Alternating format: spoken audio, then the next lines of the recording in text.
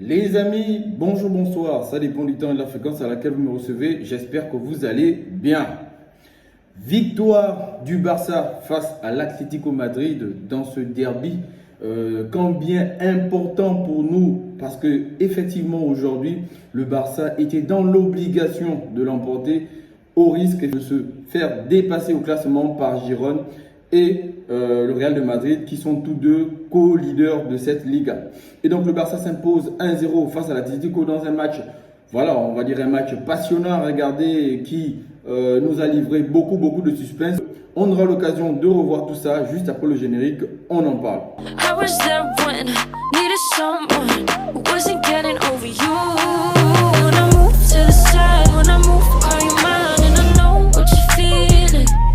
Alors, quel soulagement les amis, parce qu'il est bien vrai que le Barça a dominé la première mi-temps. Déjà le Barça, il faut le rappeler, marque le premier but par l'entremise, marque l'unique but de la rencontre par l'entremise de Joao Félix. Joao Félix qui fait un très bon match, je crois que c'est l'homme du match de la rencontre et c'est pas pour rien, il a été dans les duels, il a été dans les phases offensives comme dans les phases défensives, il a créé beaucoup de problèmes à cette équipe de l'Atlético, notamment je crois que la quasi-totalité des jaunes de l'Atlético, donc des cartons jaunes qu'ont reçu les joueurs de l'Atlético sont en partie sur les fautes sur Joao Félix. Donc Joao Félix a été dans tout et pour tout effectivement dans cette équipe. Unique buteur de la rencontre, très beau but de sa part, déjà par une belle passe de Rafinha, il faut le rappeler, qui est pour moi le deuxième meilleur joueur de Barcelone dans cette rencontre, parce que franchement, Joao Félix et Rafinha ont fait des très bons matchs tous les deux. Bon, le reste également, ils ont fait des bons matchs, mais les joueurs qui se sont le plus illustrés, surtout durant cette première période, c'est Joao Félix et Rafinha. Donc Joao Félix, très beau but de sa part, piqué déjà par l'entremise d'une passe de Rafinha qui sort d'un pressing de Koundé qui lui fait la passe et il rentre une chevauchée au milieu de terrain, voilà, il délivre la passe à Joao Félix qui a la lucidité effectivement après un contrôle orienté de piquer le ballon et Oblak ne peut rien prendre, donc 1-0 et à partir de là le Barça a continué à dérouler. Déjà avant même ça, le Barça s'était déjà créé des énormes occasions mais n'a réellement pas, comme à l'image de tout le match, je dois même dire, su concrétiser toutes les occasions qu'ils ont pu avoir dans cette rencontre. Donc le Barça s'impose 1-0, un match capital et important pour nous, comme je l'ai précisé dans tout le jeu. Il était réellement important pour nous d'emporter ce match. Pourquoi? Parce que on risquait effectivement, soit en faisant un nul ou une défaite, de se faire dépasser au classement par Girone et le Real de Madrid. Girone et le Real Madrid qui, il faut le rappeler, se sont imposés hier respectivement. Donc Girone l'a emporté 2-1 face au Rayo Vallecano, je crois.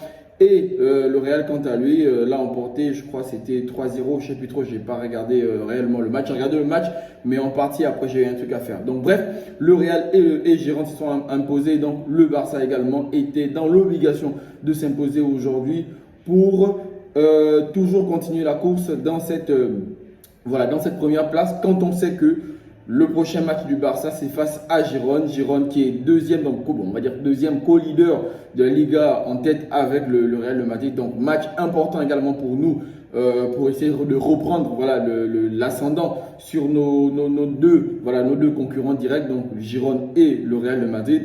Donc revenir déjà à 3 points à 1 point sur Girone, parce qu'il faut rappeler, en cas de victoire, je dois dire, si le Barça l'emporte face à Girone, il revient à 1 point parce qu'actuellement, on est à 4 points d'écart entre le Barça et Girone et le Real. Donc, c'est effectivement là les enjeux de la prochaine journée. Mais au-delà de ça, le plus important là, c'était d'abord de régler le cas de l'Atlético de Madrid.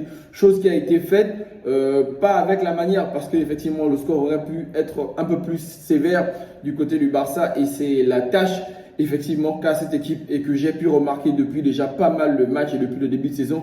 Le Barça a du mal à tuer les matchs. Le Barça a du mal à réellement achever son adversaire.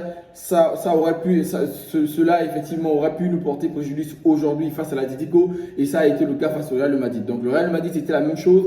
On menait 1-0 durant toute la première période. On a dominé le match, on a dominé les débats, mais on n'a pas su tuer le match quand il le fallait. Et derrière, on s'est pris un but de Bellingham et ensuite on a pris un deuxième, 2-1 et finalement on perd le match. Donc ça aurait pu être le cas encore aujourd'hui. Et donc c'est la partie la plus essentielle que le Barça doit arriver effectivement à recadrer cette saison parce qu'on va arriver dans une phase de Ligue des Champions où ce sera effectivement les petits détails qui feront les grands matchs. Donc il faudra effectivement qu'on soit clinique et surtout qu'on soit tueur dans les moindres occasions qu'on pourra se frayer durant les rencontres qu'on sera appelé à réaliser voilà, dans les échéances à venir. Donc de manière résumée, pour moi, le match dans l'ensemble était bon, mais les tâches, sinon la tâche principale reste le fait que le Barça n'arrive pas à tuer le match quand ils ont l'occasion. Ils n'arrivent pas à achever leurs adversaires lorsqu'ils ont déjà mis un but. Rappelez-vous du Barça dans le temps, nous les buts, on ne les comptait même plus. Les matchs se soldaient par 4, 5, 6-0, 3-4. C'était pas parce que réellement on appelle ça comment? C'est pas parce que réellement on était méchant, non, mais c'est parce qu'il était important de tuer le match pour tuer tout le suspense, pour effectivement annihiler toutes les ambitions de révolte des équipes adverses. C'est-à-dire qu'aujourd'hui, même le Barça, lorsqu'il mène 1-0 face à au dernier du championnat, au bout de quelques temps de la deuxième période, le Barça a maintenant du mal à gérer ses fins de match. C'est là le problème. Et aujourd'hui, ça a encore été le cas. Donc là, je suis un peu allé dans tous les sens, les gars, mais c'est un peu pour résumer parce que le Barça peut emporter un match, mais nous, on ne se focalise pas beaucoup plus sur le fait de gagner. C'est vrai, gagner, c'est important, mais ce qu'il y a derrière, c'est encore plus important. Parce que là, aujourd'hui, on est sur une lancée où on se dit il faut qu'on fasse mieux que la saison dernière. Donc déjà, en championnat, la saison dernière, on remporte la Liga, c'est vrai. Mais cette saison, on n'est pas prêt de la voir parce que devant, il y a quand même des répondants de Madrid et Girone. D'accord? Et en Ligue des Champions, qui est réellement notre objectif principal. C'est vrai, on s'est qualifié, mais d'ailleurs, il y a encore des choses à dire. Tout comme dans ce match, il y avait encore beaucoup de choses à rajouter. Mais dans l'ensemble, ça a été bon, comme je l'ai dit. Joao Félix, buteur, c'est une très bonne chose pour sa confiance et surtout pour, on va dire, pour son histoire avec l'Atlético. Parce qu'il faut le rappeler, Joao Félix a été prêté par l'Atlético au Barça.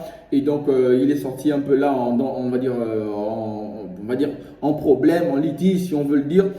C'est un divorce qui est peut-être acté parce qu'il n'a pas encore été signé, parce que c'est juste un prêt, mais quand même c'est un mariage qui n'a pas trop marché dans les dernières années et surtout depuis l'an dernier. Donc c'est pas pour rien que la Joao Félix est arrivé au Barça dans des circonstances qu'on connaît tous. Il a clamé son amour et tout, et le Barça derrière a tout fait pour le ramener. Donc aujourd'hui le Barça a bien fait de ramener Joao Félix. Et je crois que Joao Félix et Joao Cancelo sont les meilleurs recrues du Barça depuis, depuis le temps. Hein. Depuis le temps qu'on achète des joueurs, on va dire, chers. C'est réellement les meilleurs recrues qu'on ait pu avoir durant ces dernières saisons. Donc Joao Félix, buteur, homme du match, logique. Joao Cancelo également, il a fait un très beau match. Offensivement, défensivement, il était présent. C'était vraiment un très beau match de tout le collectif du Barça et surtout même du gardien Iñaki Peña qui est remplaçant de Ter Stegen qui est blessé. Iñaki Peña qui nous sort vraiment deux parades. Déjà le coup franc de Memphis Depay, ancien joueur du Barça, qui aurait pu effectivement remettre les deux équipes sur un score de parité de 1 but partout. Heureusement pour nous, Iñaki Peña était là et il a sorti le ballon. Également sur la dernière occasion de Corella, il sort le ballon de la poitrine du genre, c'est une frappe qu'il reçoit à la poitrine. Franchement, on aurait pu quitter sur cette rencontre sur ce score de parité 1 but partout. Et c'est ce que je déplore parce que durant toute la rencontre, la première mi-temps, on a dominé le match. L'Atlético ne s'est pas produit l'occasion. C'est vrai qu'ils ont fait des changements qui ont été payants. C'est vrai qu'ils ont impacté sur leur jeu et sur la manière de se créer des occasions. C'est vrai. Mais dans l'ensemble, il faut retenir simplement la victoire. Comme je l'ai dit, Iñaki Peña, très bon match de sa part. Koundé Araujo, impeccable. Koundé, surtout sur son côté droit. En tout cas, c'était parfait. Durant, on va dire, tous les joueurs du Barça ont répondu réellement présent. De Jong, il n'y avait rien à dire de son côté. Franchement, c'était un match correct de sa part de tous les milieux de terrain. De Jong, Pedri et Gundogan, c'était parfait. En tout cas, tous les secteurs, que ce soit offensifs, défensifs et les milieux de terrain de Barcelone ont été au rendez-vous. Sauf que dans la gestion du match de l'équipe de manière générale, on a concédé trop d'occasions en fin de période et c'est un peu ce qui fait tâche à cette équipe parce qu'on a eu des occasions derrière. Maintenant, je ne pourrais effectivement finir ce débrief sans m'attarder déjà premièrement sur la prestation de Lewandowski qui pour moi a manqué cruellement d'efficacité devant et c'est le péché de ce joueur depuis le début de saison. Il est venu nous annoncer en début de saison qu'il allait être le meilleur buteur de la Liga et de tout et de l'Europe de manière générale, qu'il allait marquer plein de buts. Il nous a vendu du rêve. Mais depuis un temps, c'est vrai qu'il fait beaucoup pour réaliser ses promesses, certes, mais il manque l'immanquable parce que depuis, ce qu'on sait de lui, c'est que c'est un grand buteur, c'est qu'il est clinique devant les poteaux, c'est que il n'a pas besoin de 100 occasions, de 10, 15 occasions pour mettre un but. Mais là, depuis cette saison, même depuis l'an dernier, c'est vrai qu'il a beaucoup scoré l'an dernier. Il a été, voilà, Pichichi, je crois. Mais cette saison-là, il nous confirme encore que sur ce qui faisait sa force dans le temps et notamment au Bayern, bah aujourd'hui, clairement, au Barça, c'est déjà, on va dire, c'est déjà une peine. Parce qu'aujourd'hui, Lewandowski peine réellement à marquer quand on sait qu'il voulait en début de saison être bien accompagné. Mais tu ne peux pas être mieux accompagné aujourd'hui que Joao Félix à gauche et Rafinha à droite. Rafinha et Joao Félix qui ont fait tous deux des grands matchs, de très bons matchs. Donc il aurait juste fallu que toi, Lewandowski, tu puisses être clinique et chirurgical devant les poteaux, chose qu'il a manqué parce qu'il a eu vraiment des grosses occasions en première mi-temps qu'il n'a pas su concrétiser. Donc c'est effectivement là le péché de ce joueur donc de Lewandowski. En dehors de lui, j'ai pas retenu une mauvaise prestation d'un joueur quelconque. C'était juste la gestion du match en général qui n'était réellement pas au rendez-vous. Du côté de l'Atlético également, ils ont fait une belle prestation. Ils n'ont pas démérité. C'est vrai qu'en première mi-temps, ils étaient réellement absents parce qu'on attendait quand même d'eux, regard de leur performance, qu'ils nous créent réellement des difficultés d'entre le jeu. Mais en première période, ils n'ont pas montré un très beau visage et on était un peu surpris. Bon, peut-être c'est aussi parce que le Barça a été réellement dans tous les coups et réellement posé des énormes problèmes et difficultés aux joueurs de l'Atlético qui ne se sont pas retrouvés. C'est pas pour rien que Ancelotti derrière a fait des changements, mais sinon dans l'ensemble le match de l'Atlético était, était quand même assez correct. La première mi-temps on n'était pas ça, mais la seconde mi-temps ils ont su se rattraper, ils auraient pu revenir au score, notamment avec le coup franc de Memphis Depay, ou alors des différentes occasions de Correa et le reste. Mais sinon dans l'ensemble le match de l'Atlético était, on va dire, était moyen. On va le dire. Donc en gros les amis, c'est un peu ce qu'il y avait à dire dans cette vidéo. Le contenu aura été plaisant pour certains. Juste une petite information, je vais revenir très rapidement. Alors, je sais, il y a des nombreux reproches qui me sont faits.